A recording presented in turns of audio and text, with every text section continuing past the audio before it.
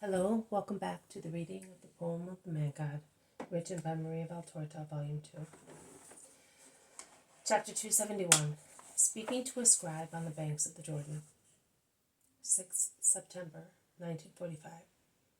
When Jesus sets foot on the right bank of the Jordan, a good mile, probably more, from the little peninsula of Tariqea, where there is nothing but beautiful green country, because the ground, which is now dry, but moist in its depths, keeps also the weakest plants alive. He finds a large crowd waiting for him. His cousins come to meet him with Simon Zealot. Master, the boats have given us away. Perhaps Manaen also was a hint. Master, says Manaen apologetically, I left at night so that no one could see me, and I have not spoken to anyone. Believe me. Many of them asked me where you were, and my reply to everybody was, he left. But I think the trouble was brought about by a fisherman who said he had given you his boat. That fool of my brother-in-law, thunders Peter, and I told him to keep his mouth shut. And I also said to him that we are going to Bethsaida, and I told him that if he said one word I would tear his beard off, and I will do it. I will indeed. And what are we going to do now? That's the end of our peace, solitude, and rest. Be good, Simon, be good. We have already had our peaceful days. In any case, I have attained part of what I intended. Teach you, comfort, and calm you, to prevent offenses and contrasts between you and the Pharisees of Capernaum. Now let us go to these people who are waiting for us, and reward their faith and love. Is their love not a relief too? Hatred grieves us, but there is love here, so it is joy. Peter calms down like a wind that drops suddenly, and Jesus goes towards the crowd of sick people who are waiting for him so anxiously that their desire seems engraved on their faces, and he heals them, one after the other, kindly, patiently. He goes also to a scribe who shows his little sick son to him, and it is the scribe who says to him, See, you are running away, but it is useless. Hatred and love are shrewd in finding. In this case, love has found you, as it is written in the Song of Songs. You are like the beloved of the songs, and they come to you as the maid of Shulam goes to her bridegroom, facing patrol guards in Aminadab's quadriga. Why do you say that? Because it is true. It is dangerous to come, because you are hated. Do you know that Rome is watching for you, and the temple hates you? Why are you tempting me, man? Your words are insidious to take.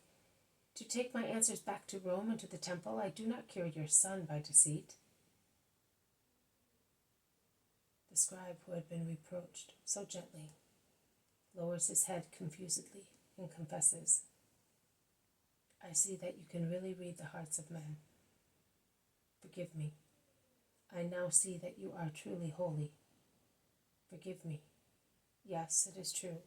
I came, and the yeast that others put into my heart was fermenting within me. And it had found in you the necessary heat to ferment. Yes, it is true. But now I am going away without any such yeast. That is, with the new leaven. I know. I bear no grudge. Many are at fault through their own will, many through the will of other people. God, who is just, will judge them with different measures. Scribe, be just, and do not corrupt in future as you were corrupted. When the pressure of the world will be urging you, look at the living grace, which is your Son, who was rescued from death, and be grateful to God. To you. To God. All glory and praise to him. I am his Messiah, and I am the first to praise and glorify him, and the first to obey him, because man does not degrade himself by honoring and serving God in truth, but he lowers himself by serving sin. You are right. Do you always speak thus, to everybody? Yes, to everybody. If I spoke to Annas or Gamaliel, or to a begging leper on a country path, the words would be the same. because one is the truth. Speak then, because everybody here is begging for a word or a grace of yours. I will, so that nobody may say that I am biased against those who are honest in their convictions. Those I had are now dead, but it is true. I was honest in mine. I believed that I was serving God by fighting you. You are sincere, and that is why you deserve to understand God, who is never falsehood. But your convictions are not yet dead. I am telling you. They are like burned couch grass. They seem to be dead superficially, and have in fact received a hard blow that has exhausted them. But the roots are alive, and the soil nourishes them, and the dew invites them to strike new rhizomes, which will emit fresh shoots. You must watch that that does not happen. Otherwise you will be invaded once again by couch grass. Israel is a diehard. So Israel must die? Is it a wicked plant? It must die to rise again. A spiritual reincarnation? A spiritual evolution. There is no reincarnation of any kind. Some believe in it. They are wrong. Hellenism has spread such beliefs also among us, and learned people feed on them and are proud of them as if they were a most noble nourishment.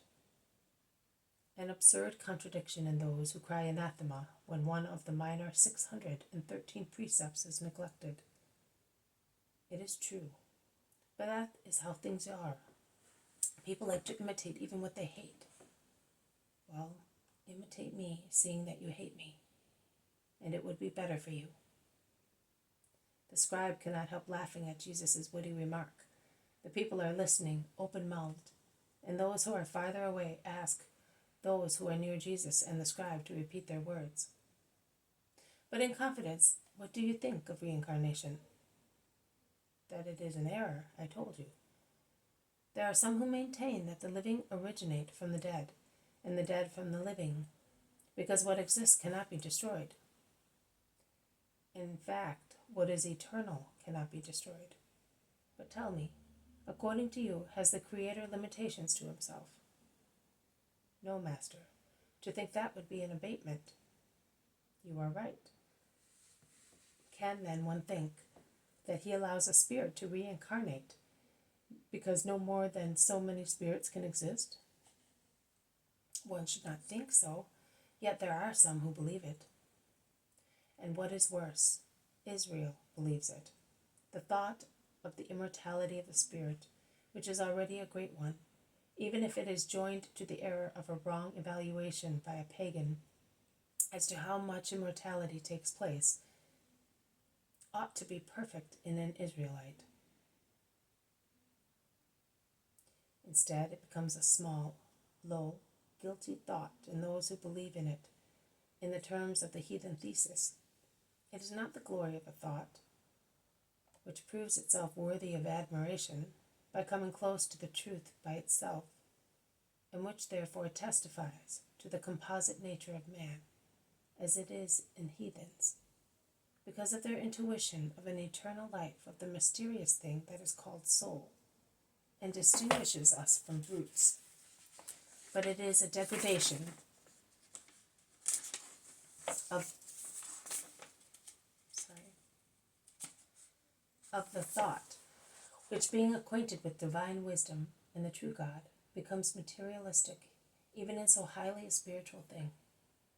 A spirit transmigrates only from the Creator to the being, and from the being to the Creator, to whom it presents itself after this life, to receive a sentence of life or of death. That is the truth, and it remains forever where it is sent. Do you not admit purgatory? Yes, I do. Why do you ask me? Because you say it remains where it is sent. Purgatory is temporary. That is why in my thought I assimilate it to eternal life. Purgatory is already life, stunned, tied, but always vital. After the temporary stay in purgatory, the spirit reaches perfect life, without any limitations or ties. Two things will remain: heaven, the abyss, paradise, and hell. Two categories: the blessed, the damned. But from those three kingdoms that now exist, no spirit will ever come to clothe itself with flesh, and that until the final resurrection, which will end forever the incarnation of spirits in the flesh, of the immortal in the mortal. Not of the eternal? God is eternal. Eternity is to have no beginning and no end, and that is God. Immortality is to continue to live since when life began, and that is the spirit of man. That is the difference. You say eternal life. Yes, from the moment man is created to live, because of his spirit, through grace and his own will, he can reach eternal life, not eternity. Life implies a beginning. We do not say the life of God, because God had no beginning. And what about yourself? I will live because I am also flesh, and to my divine spirit I joined the soul of the Christ in the flesh of man. God is called the living God. In fact, he does not know death. He is life, the endless life, not life of God, just life, only that. There are nuances, O Scribe, but wisdom and truth clothe themselves in nuances. Do you speak thus to Gentiles? No, they would not understand. I show them the sun, but as I would show it to a boy, so far blind and silly, who had miraculously recovered sight and intelligence. Thus, like a star, without going into the details of its composition. But you, people of Israel, are neither blind nor fools. For ages the finger of God has opened your eyes and cleared your minds. That is true, Master, and yet we are blind and foolish. You have made yourself such, and you do not want the miracle of him who loves you. Master, it is the truth, Scribe. The man lowers his head and is silent. Jesus leaves him and passes by, and while doing so he caresses Margium and the scribe's little boy, who are playing with many-colored pebbles. Rather than preach, he talks to this or that group, but he is continuously preaching as he resolves doubts, clarifies ideas. He sums up or expands on things already said, or concepts only partly remembered by someone, and the hours go by thus.